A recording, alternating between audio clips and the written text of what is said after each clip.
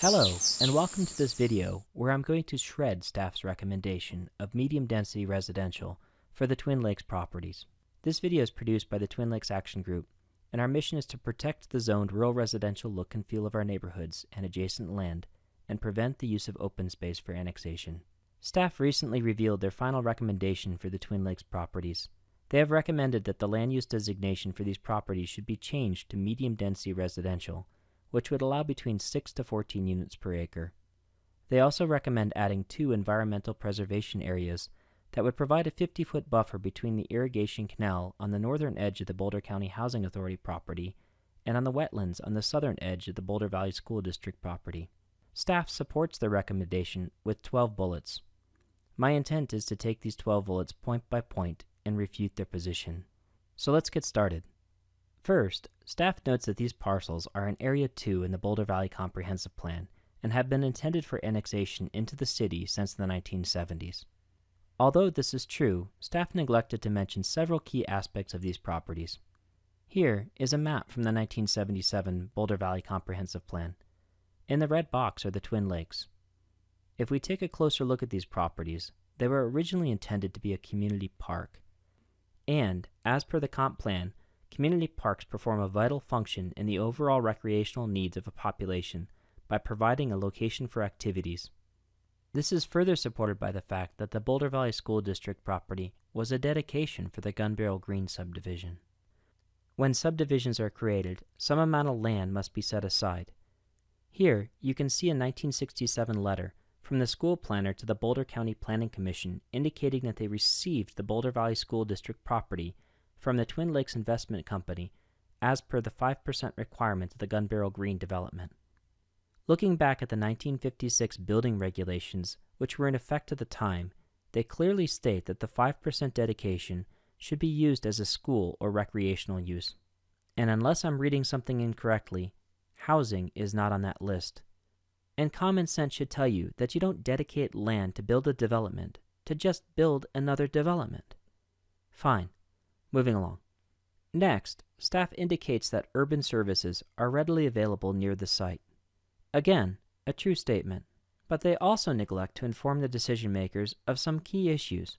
First, annexing the 2 properties actually creates a patchwork of city and county services. Here's a map of Twin Lakes Road. Annexing the 3 properties, you create 5 jurisdictional changes along a 1.5-mile road. That can cause many issues with police and fire response. And don't even get me started on the roads. Furthermore, staff neglects to mention that the infrastructure that is readily available is actually crumbling. Here's a map from the Boulder Public Works Department indicating all the water main breaks near the Twin Lakes properties since 2011. Can you believe that there have been 12? In terms of storm sewers, the runoff of the Boulder County Housing Authority property and some properties further west flow directly into the Red Fox Hills system. An analysis of this system by our hydrologist indicates they are sized at capacity and cannot handle additional runoff if the pervious surfaces of these fields suddenly become impervious.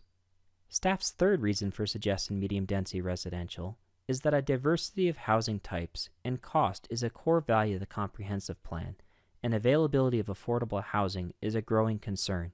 Staff neglects to mention that this can be achieved with the current low-density land use designation. In fact, you don't really need to look that far to prove this. In their very own document, they have images of the housing types that exist in the Twin Lakes today. These include properties that are available to rent or buy. Let's take a look. Snug Harbor has apartment buildings. Twin Lakes subdivision has multifamily apartments. Portal Village has duplexes and triplexes. And Sandpiper Court has single-family houses. Certainly sounds diverse to me, and there's absolutely no need to recommend medium-density residential to achieve this goal. All of this diversity is achieved at an average density of just shy of 4 units per acre, smack dab in the middle of low-density residential. Also, you don't see staff mentioning the existing Boulder County Housing Authority property just south of the properties under discussion. Not only is Gun Barrel affordable relative to the majority of Boulder County, but permanently affordable housing is already part of our community. Next, staff supports medium-density residential by by stating that there are a scarcity of sites for affordable housing in the Boulder Valley. If that's the case, then why not look at 5145 North 63rd Street? This is a property that is currently under consideration for a homeless encampment. It is much closer to Gun Barrel Center than the Twin Lakes properties, and although it may be smaller, it could probably support a much higher density. Also, what about the planning reserve? 200 acres could go a long way to alleviating this problem. But let's be realistic. You either increase the supply substantially, or you decrease the demand. That's Economics 101. As part of the current Boulder Valley Comprehensive Plan, it was again decided not to look at the planning reserve. On the flip side of the coin, Gun Barrel is drastically underserved by accessible open space. Here, you see the Gun Barrel story map that was created as part of the Boulder Valley Comprehensive Plan update. At first glance, it looks like 21% of our land, our parks, are open space. But, if you take a closer look at this map, I contend that they should not include the private golf course, which the public cannot even step foot on. Nor should they include properties that are part of subdivisions. Again, those are privately owned lands. Or here is a large chunk of city property that is also not accessible, other than the very southern edge that contains a small portion of the Lobo Trail. And here I'm going to stretch it a little bit, but I thought it was pretty humorous. What about the actual Twin Lakes themselves? Pretty much the only recreational thing that you can do in them is fish. Eaton Park. What can I say about it? It is primarily a marshland, bird habitat, and a half-acre of BMX track, with a single trail connecting the Twin Lakes open space with the properties to the north. But it's hardly what you'd envision when you think of a community park. So what does that leave us? Tom Watson Park, which is separated from the residential part of Gun Barrel by a 4-lane highway, and Heatherwood Park, which again, like Eaton Park, offers no services. Now can you understand the value of these lands to the Gun Barrel community? Next, staff notes that their recommendation of medium-density residential furthers other key Boulder Valley Comprehensive Plan policies, and staff lists 4. They fail to mention that MDR violates at least 19 policies in the Boulder Valley Comprehensive Plan. It drastically changes the character of the neighborhoods, creates hydrological issues for which the county and the city should be liable. It disrupts wildlife habitat and corridors. It strains the existing infrastructure, and it creates a dense housing development in the middle of the rural residential neighborhood. And probably the most egregious of all, it does not adhere to their own policy on permanently affordable housing. 7.13 states that permanently affordable housing will be designed to be compatible, dispersed, and integrated with housing throughout the community. Well, here we have a heat map of all publicly held Boulder Housing Partners affordable housing properties and privately held affordable housing properties in the city. The bullseye in the upper right-hand corner are the Twin Lakes properties developed under a medium-density land use designation. Does that look compatible, dispersed, or integrated to you? The next point that staff used to support their argument is that the environmental preservation designation will protect the drainage ways. First, let's be honest. A 50-foot setback on the north parcel is little more than an easement already required by the farmer's ditches. For the southern parcel, at least 50 feet are required, or you'd be building in the middle of an ephemeral stream. This is little more than a ploy to make the proposal look conscientious. In reality, you cannot build in these areas anyway. But let's look at the wetlands. There are 4 federally designated wetland areas that will be impacted by the development of these fields. To the southwest, to the south, to the east, and to the north. These properties are practically boxed in by wetlands. Also, in the north field, before the Boulder County Housing Authority mowed, in the middle of their ongoing wildlife study, there was large patches of Arctic rush, a grass which thrives in wetland environments. I'm certain you can kiss that goodbye if this area were developed at medium-density residential. These wetland areas would be extremely sensitive to changes in groundwater levels and water flow rates as a result of development, all of which would be easier to mitigate at lower densities or no density. And finally, here's a picture of normal snowmelt in the northern field. And no, we did not set up decoys for this photo. The 7th point staff uses to support the recommendation starts off sounding really good. The site clearly has value to the adjacent neighbors for their scenic quality. Staff tries to paint TLAG as comprising of just adjacent neighbors. We are more than that. We have over 1,500 members from 20 neighborhoods, and we are continuously growing. Staff also fails to point out that the Twin Lakes open space is one of the most used open space in all of Boulder County. A 2012 survey indicates that the lakes were used by 103,139 visitors in that year. Yes, this is 2012 data, even though the table indicates 2015. If you compare that to all the other parks and open space properties, the only one that exceeded it was the Holmberg Preserve at 130,008, and that's a 2015 number.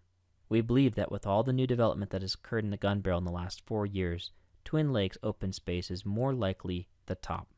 Doesn't it make sense to expand the open space rather than adding an additional 600 people? Staff continues to state that neither the city nor the county have found the properties to meet the criteria for open space acquisition. If the most visited open space in the entire Boulder County is not reason enough, then obviously staff cannot be convinced. Let's take a closer look at those 5 criteria published by the Parks and Open Space. First, land threatened by development that is near or adjacent to existing open space. This is pretty much a no-brainer. Staff has recommended medium-density residential. Isn't that threatening? Furthermore, go back and look at the previous map of Gun Barrel. Try finding any other site that is adjacent to existing open space and could meet this criteria. Secondly, prime agricultural land. These properties are prime farmland as designated by the U.S. Department of Agriculture. Federal guidance tells us to preserve these properties. Number 3, wildlife habitat. We'll cover this one in just a second, so let's hold off on this. But here's a picture of a great blue heron collecting twigs from the north field to build a nest. This was captured with a motion-sensitive wildlife camera. Number 4, riparian and scenic corridors. Both the drainage ditch and the ephemeral stream are documented as providing wildlife corridors. Certainly, as you can see here, this coyote was using the corridor to get to his Christmas celebration. And if you visit these fields, you will have no doubt about the scenic value they have. And finally, number 5, lands that can provide trail connections. Look no further than the 2010 Boulder Valley Comprehensive Plan maps that recognize the potential for trail connections into the Lobo Trail. Clearly, staff needs to provide more supporting details on this topic. Now, let's cover the wildlife.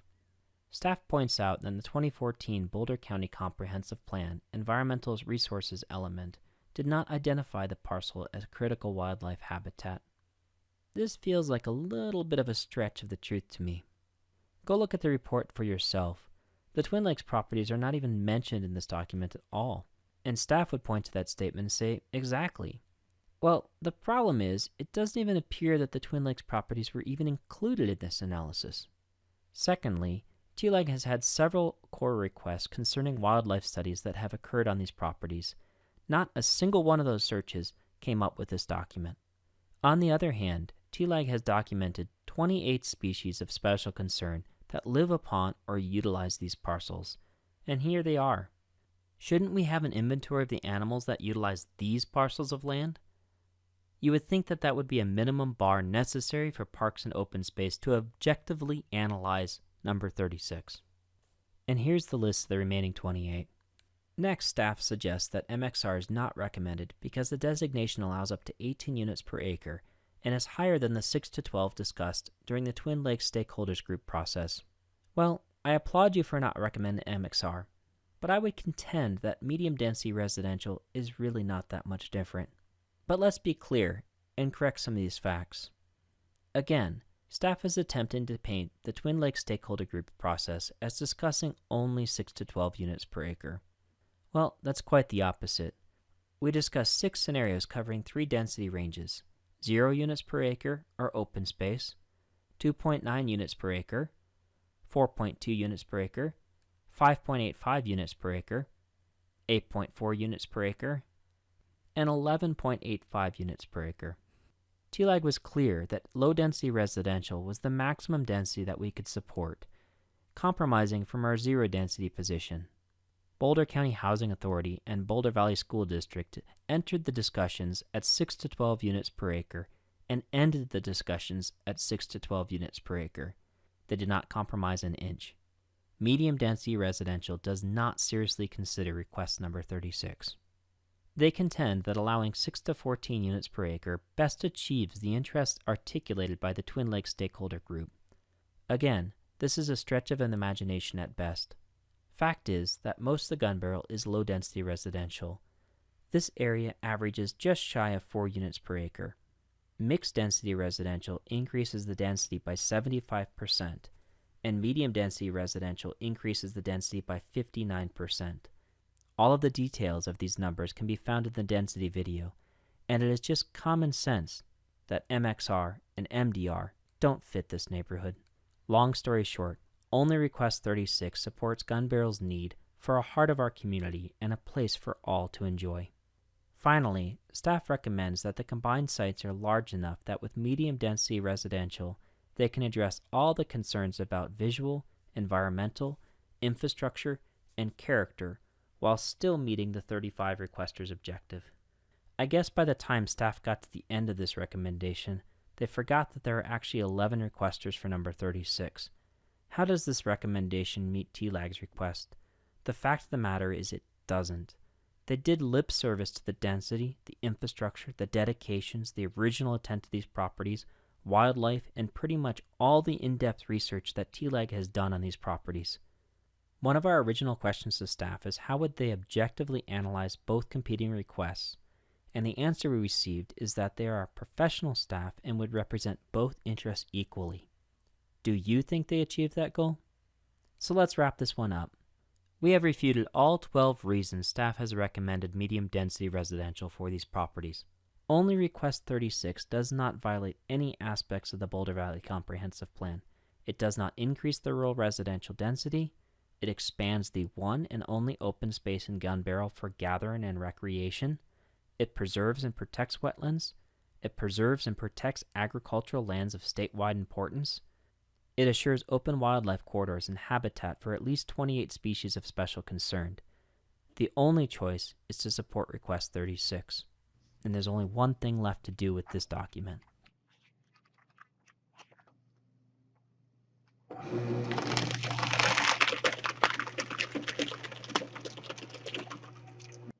If you want to support our cause, join TLAG, sign our petition, donate, write letters, attend important meetings, like us on Facebook, and you can find all of this information and more at tlag.org.